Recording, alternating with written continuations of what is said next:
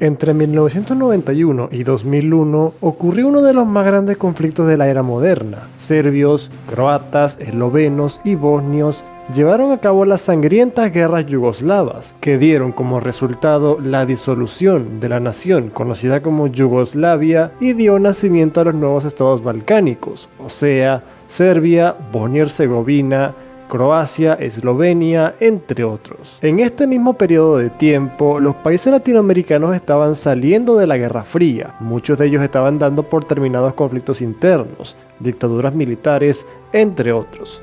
Por lo que, a simple vista, resulta ridículo pensar que Latinoamérica se involucraría en una carnicería a miles de kilómetros en los Balcanes. Sin embargo, este sí fue el caso, por lo menos de un país de Latinoamérica. Este fue Argentina.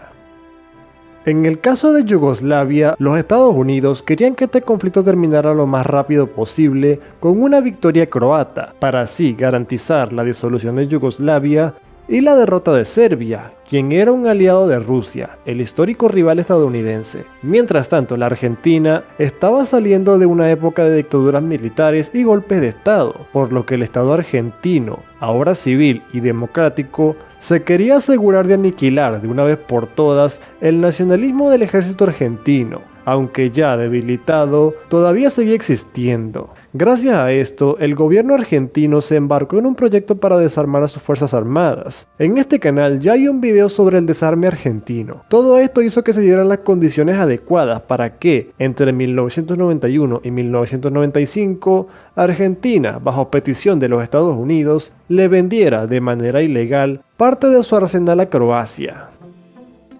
Esta venta se llevó a cabo a través de empresas fantasmas, bajo la mentira de que se trataban de algunas compras militares hechas por Panamá, un país que ni siquiera tenía ejército. La venta se realizó de esta manera, tan secreta, tan enigmática, debido a que las Naciones Unidas tenían un embargo de armas a las partes involucradas en las guerras yugoslavas, y por supuesto, violar este embargo sería objeto de condena y pérdida de reputación.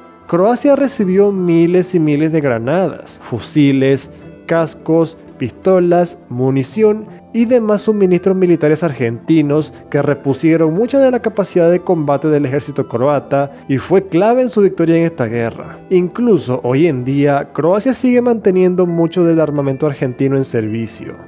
Sin embargo, por desgracia, las cosas no terminaron tan bien para Argentina. Este país llegó a recibir cierta cantidad de dinero por esta transacción comercial. Sin embargo, este dinero no fue al tesoro del Estado, sino a los bolsillos de políticos, militares, empresarios, entre otros.